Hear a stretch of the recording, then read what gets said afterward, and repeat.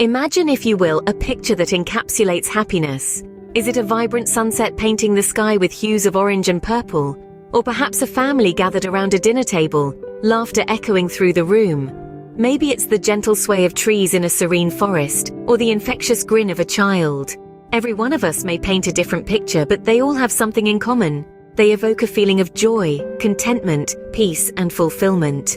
This is what happiness looks like. It's not a one-size-fits-all concept. It's as diverse and unique as we are. But regardless of how we depict it, happiness is a pursuit, a journey that each of us embarks on. And as we explore the pursuit, the science, and the power of happiness, remember your picture. Remember that feeling. Because that, dear viewers, is the essence of happiness. Welcome to our journey to understanding and attaining this elusive yet essential state of being. Helen Keller once said, "Many persons have a wrong idea of what constitutes true happiness. It is not attained through self-gratification, but through fidelity to a worthy purpose." Let's unpack this. Many of us are under the illusion that happiness is a destination, a place we'll eventually reach if we just keep moving. We view it as an end result, something that happens to us after we've achieved certain goals or met certain conditions. But this is simply not the case. Happiness is not a passive state that we stumble upon. It's not a gift bestowed upon us by fate or by others. No, happiness is a personal responsibility, a byproduct of our actions, our choices, our mindset. It's an active pursuit, a continuous journey that we embark on every single day. And this journey, this pursuit of happiness, it doesn't start out there in the world. It doesn't start with others. It starts with us. Happiness, therefore, is not a destination, but a journey that starts within us. But what do the experts say about happiness? What does science reveal about this sought-after emotion? Well, let's dive into it. Psychologists, neuroscientists, and other experts have spent years studying the intricacies of happiness. Their findings? Happiness isn't a fleeting emotion or a chance occurrence. It's a state of being that we can nurture and cultivate. Research shows that our brains are wired to respond positively to certain habits. Think about the feeling you get when you write down things you're grateful for, or when you take a moment to simply breathe and be present. That's your brain lighting up with happiness. In fact, a study conducted at the University of California found that people who practiced gratitude regularly showed increased levels of happiness and decreased levels of depression. Similarly, a Harvard study revealed that mindfulness, the practice of focusing one's awareness on the present moment, can significantly increase happiness levels. Now let's talk about positive thinking.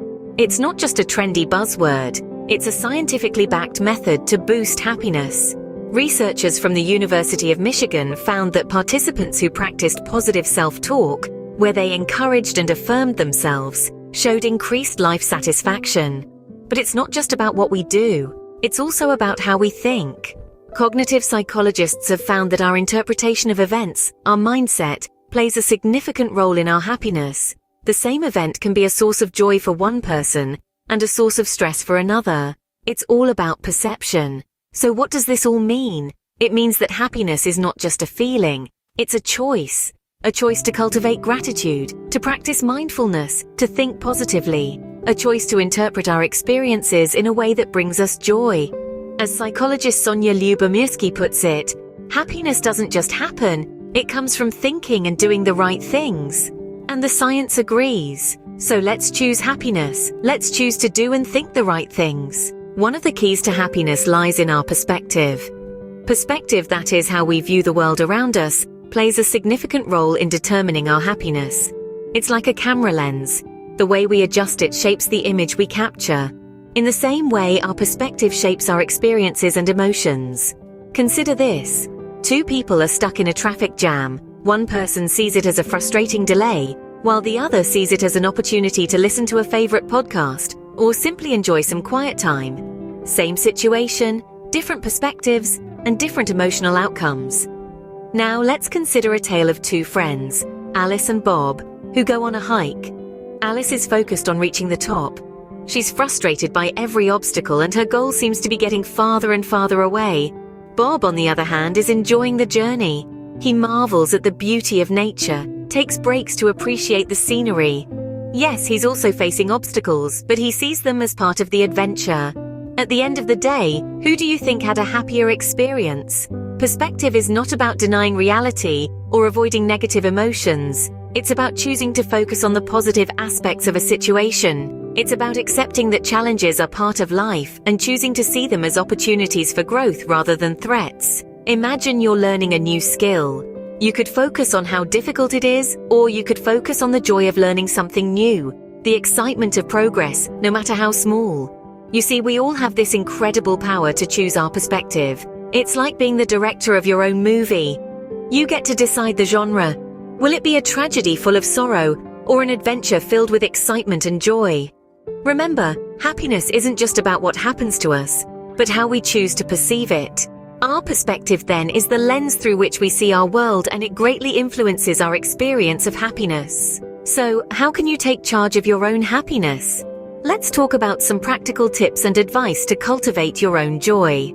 Firstly, practicing gratitude is a simple yet powerful way to boost your happiness. It's about acknowledging the goodness in your life and recognizing that the source of that goodness, at least in part, comes from outside of yourself. It could be anything from the beauty of the sunrise to the smell of fresh coffee in the morning. By focusing on what you're thankful for, you're training your brain to spot positivity, thereby increasing your overall sense of well-being. Secondly, setting and pursuing meaningful goals is crucial. Goals give you a sense of purpose and direction. They allow you to measure your progress and celebrate your achievements, further enhancing your happiness. Fostering positive relationships is another key to happiness. We are social creatures, and being connected to others not only brings joy, but also provides support during difficult times. Surround yourself with positive, uplifting people who inspire you to be the best version of yourself. Lastly, taking care of your physical health is integral to your happiness. Regular exercise, a balanced diet, and adequate sleep can significantly improve your mood and energy levels. Remember, your body is the vessel that carries you through this journey of life, so it's essential to keep it in top shape. It's clear that we possess more control over our happiness than we might think. As you can see, your happiness begins with you. Our quest to understand happiness today has shown us that happiness isn't a destination, but a voyage that starts within us. Our perspective indeed steers our happiness experience, and believe it or not, we hold the reins. We've seen that happiness isn't something that just happens. It's something we whittle for ourselves. As author Roy T. Bennett wisely said, "Don't wait for things to get easier, simpler, better. Life will always be complicated. Learn to be happy right now, otherwise you'll run out of time." If you've enjoyed this video, please like, share, and subscribe. Until next time, stay happy and be blessed.